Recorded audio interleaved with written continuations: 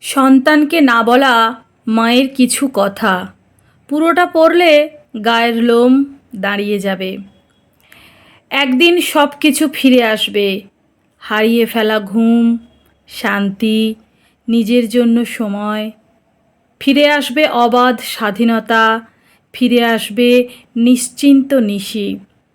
কিন্তু যা কোনোদিনও ফিরে আসবে না তা হলো তোমার এই ছোট্ট শৈশব। আর সকাল সকাল উঠে তোমার ময়লা কাঁথা চাদর ধোয়ার তাড়া থাকবে না। তোমার জন্য আর শখ করে নতুন খেলনা কেনা হবে না। তুমি আর দাঁতহীন হাসিতে আমার আঙুল কামড়ে ধরবে না। না না বলার ভঙ্গিতে দুই মুঠো হাত দিয়ে আমার চুল ছিঁড়ে দেবে না। তুমি বাবার চুল ধরে টেনে দুষ্টুমি করে হাসবে না। তোমার জন্য আলাদা রান্নার সেই ছোট ছোট পেরেশানিগুলো আর থাকবে না। বাড়ির কোণে ছড়িয়ে থাকা খেলনাগুলো তুলে নিতে হবে না। নতুন খেলনা দেখলেই বাবার উচ্ছ্বসিত চোখের সেই ভালোবাসা আর দেখা যাবে না। এই হাত দুটো দিয়ে তোমাকে স্নান করিয়ে আদর করে মুছে দেওয়ার মুহূর্তগুলো হারিয়ে যাবে। ভরা বুকের উষ্ণতায় তোমাকে জড়িয়ে ধরে ঘুমিয়ে পড়ার মুহূর্তগুলো ফুরিয়ে যাবে। একদিন তুমি বড় হয়ে যাবে, আমার শরীরের ব্যথা যন্ত্রণার ইতিহাস হয়ে যাবে।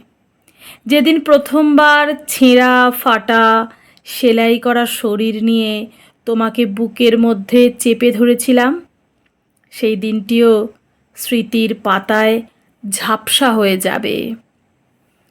তারপর দিন যাবে, মাস যাবে, বছর পেরিয়ে যাবে। তুমি আমার কোল ছেড়ে নিজের ছোট্ট দুনিয়ায় পা রাখবে।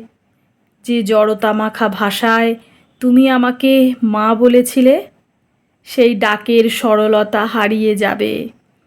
তুমি বড় ব্যস্ত হয়ে পড়বে তোমার নিজস্ব জীবন নিয়ে। তখন আমাদের মা বাবার সমস্ত ব্যস্ততা ছুটি পাবে। তুমি থাকবে ব্যস্ত আর আমরা থাকব অতীতের স্মৃতিতে হারিয়ে। যে শৈশব তোমার মনে আবছা হয়ে যাবে, সেই শৈশব আমাদের হৃদয়ে চিরকাল ঝকঝকে জ্বলবে।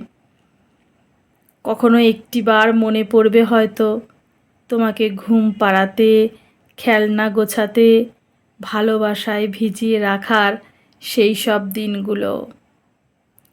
আর আমাদের মনে পড়বে তোমার ছোট্ট হাতের টান, দুধের গন্ধ মাখা শরীরের উষ্ণতা, তোমার নির্ভরতা, তোমার অবুঝ ভালোবাসা। সেই সব অনুভূতির কোনো বিকল্প আর কোনো দিন খুঁজে পাওয়া যাবে না।